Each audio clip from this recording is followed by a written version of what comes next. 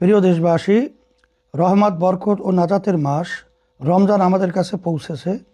সেজন্য মহান আল্লাহ রাব্বুল আলামিনের দরবারে শুকরিয়া আদায় করছি, আলহামদুলিল্লাহ। এই মাসে জান্নাতের দরজা খুলে দেওয়া হয়, জাহান্নামের দরজা বন্ধ করে দেওয়া হয় এবং শয়তানকে শৃঙ্খলে আবদ্ধ করা হয়। এই ফজিলতপূর্ণ মাসের সাক্ষাৎ পাওয়ার চেয়ে বড় আর কোনো নেয়ামত হতে পারে না। তাই সবাইকে আহ্বান করব, আসুন তওবা করে গুনাহ মুক্তভাবে মাহে রমজানকে স্বাগত জানাই। আমি তো সবসময় তোমাদের স্বপ্ন পূরণেরই চেষ্টা করব, আর সাথে তো এইচজেট আছে। এই ডিগ্রিটা তোমাদের জন্যই। তোমরা না থাকলে এটা কখনোই সম্ভব হতো না।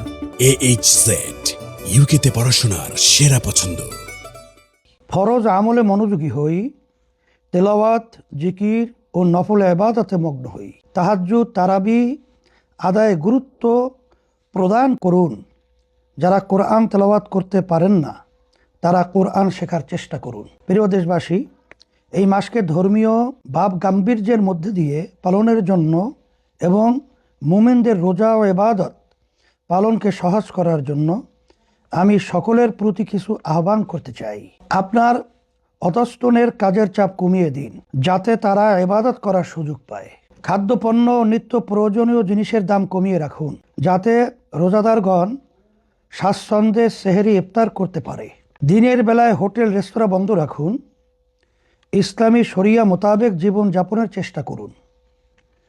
বাসায় কোরআন তেলাওয়াতের চর্চা শুরু করুন। বাচ্চাদের কোরআন শেখানো শুরু করুন। বেশি করে দান সৎকা করুন। বিশেষ করে আত্মীয় স্বজনদের মধ্যে যারা অভাবী তাদেরকে হাদিয়া প্রদান করুন। সরকারকে বলবো, দ্রব্যমূল্য জনগণের নাগালের মধ্যে রাখতে কার্যকর ব্যবস্থা নিন। সিন্ডিকেট ভেঙে দিন। আইন শৃঙ্খলা পরিস্থিতির উন্নয়ন নিশ্চিত করুন। প্রিয় নেতাকর্মীবৃন্দ, ত্রয়োদশ জাতীয় সংসদ নির্বাচনকে কেন্দ্র করে আপনারা অক্লান্ত পরিশ্রম করেছেন। বিশেষ করে সংসদ সদস্য পদপ্রার্থী, নির্বাচন পরিচালনার সাথে সম্পৃক্ত ব্যক্তিবর্গ যেভাবে প্রচেষ্টা করেছেন, তার প্রতিদান আল্লাহ আপনাদেরকে দান করবেন ইনশাআল্লাহ। আমিও আপনাদের প্রতি কৃতজ্ঞতা ও শ্রদ্ধা জানাচ্ছি।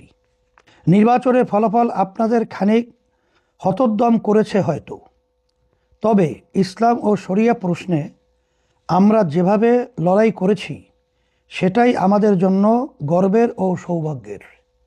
দুনিয়ার সাফল্য আপেক্ষিক। জাগতিক কোনো সাফল্যের জন্য আমরা শরিয়া ও ইসলামকে আড়াল হতে দিতে পারি নাই। ইসলাম ও শরিয়া সমর্থন করে না এমন কোনো কৌশল গ্রহণ করি নাই। আমরা আমাদের প্রচেষ্টা করেছি, ফলাফল আল্লাহ পক্ষ থেকে। সেজন্য বলবো, হতোদ্যম হবেন না, নৈরাশ হবেন না, বরং পূর্ণ উদ্দীপনা নিয়ে কাজ চালিয়ে যেতে হবে। আমরা সামগ্রিক পর্যালোচনা করেছি, আপনাদের সাথেও কথা বলবো। আমাদের করণীয় যা যা আছে তা আমরা করব ইনশাআল্লাহ। আল্লাহ যে জনগোষ্ঠীর 90 বা 91% মুসলিম হিসাবে কবুল করেছেন, সেই জাতির শাসন ক্ষমতায় ইসলাম ও শরিয়া প্রাধান্য আল্লাহ দিবেন।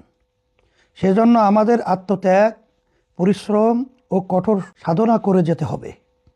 প্রিয় দেশবাসী, আসুন কোরআন নাজিলের এই মাসে নিজের আমেল সমৃদ্ধ করি। একই সাথে কোরআনের দাওয়াত মানুষের মাঝে ছড়িয়ে দেই।